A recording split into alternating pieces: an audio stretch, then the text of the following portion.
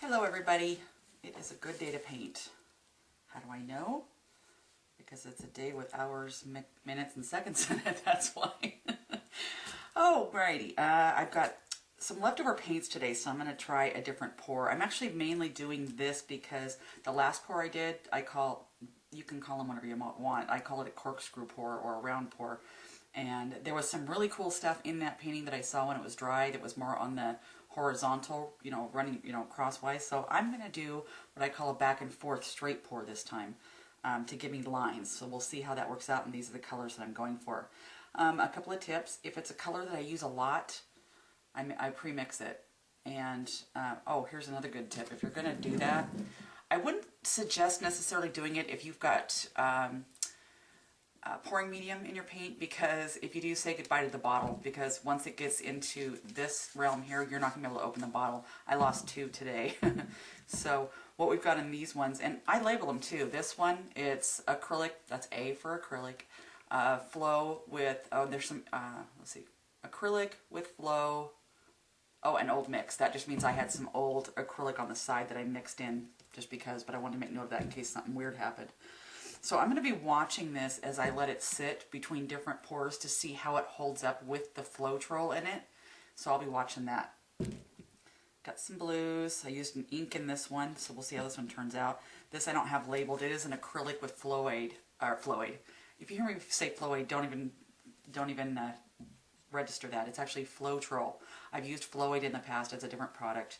But Floetrol is actually in everything that you see here today.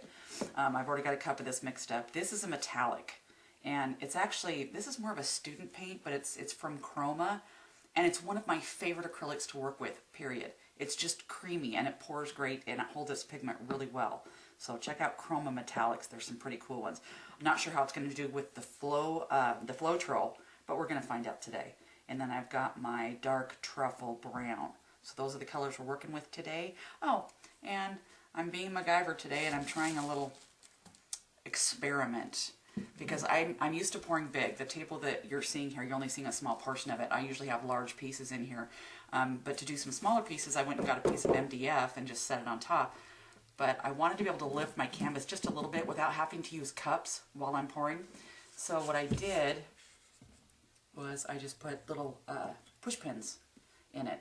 And I've already checked it for level and everything, and it's level, so it'll have that little gap there so it can drip off.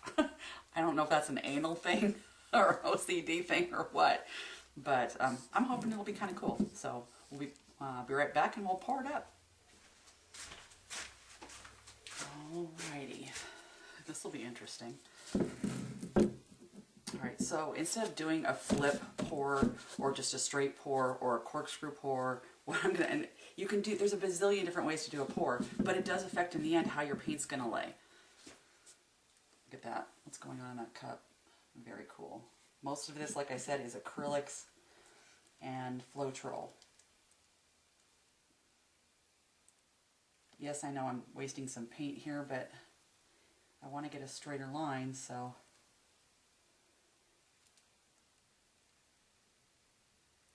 And I knew because of the color order that I poured everything in that there would be kind of an exchange of, a change of color from one end to the other, so I'm kind of interested in that.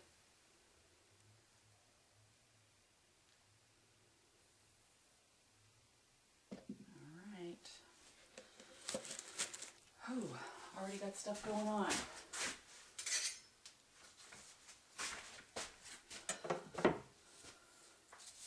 Rock it a little bit, see what we get here.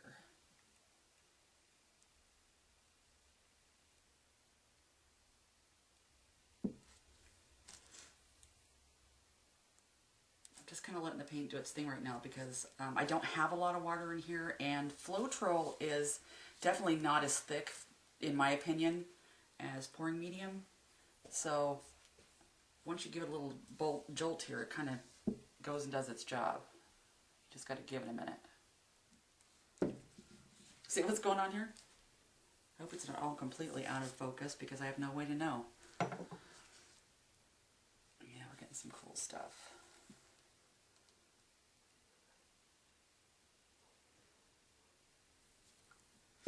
Sometimes you want to give it a head start I wet your canvas right there, and it'll pour easier.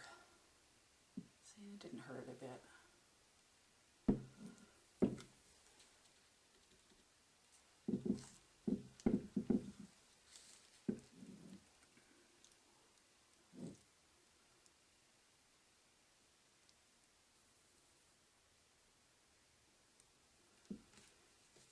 And that white up top's looking pretty cool. If that ends up being the top, I haven't decided.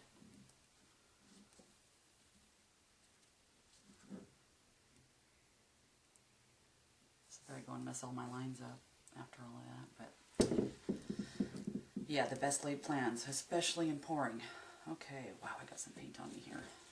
And the one thing I didn't grab was paper towels.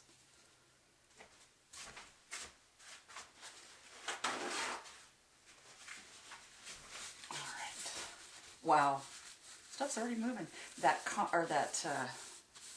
Rojo Gold, that really copperish looking one, that metallic, it's called Rojo Gold, even though it's very red with gold in it.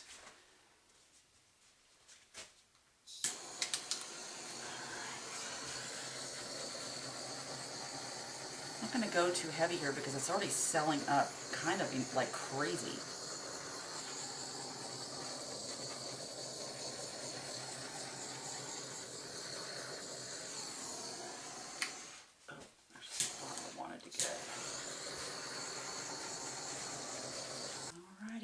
I'll come get you so you can come look at this and see. Well, you know, I'm going to get the edges here.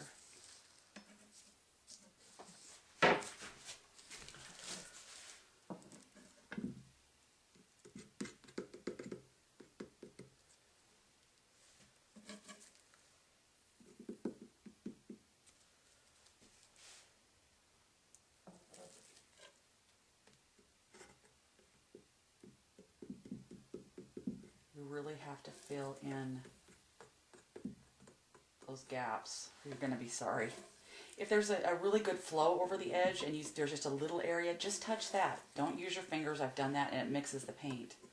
If you just do some, you could even use a butter knife. Just something flat. A lot of times I've used the stirring sticks. Just to drop a little paint in there and then allow it to run the rest of the way down. And it'll look like you did it there on purpose.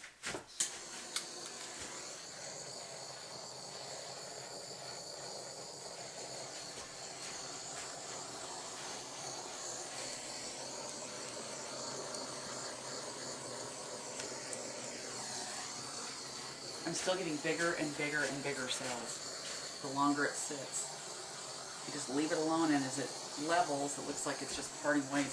The Rojo Gold, that reddish one, is making some amazing cells in this.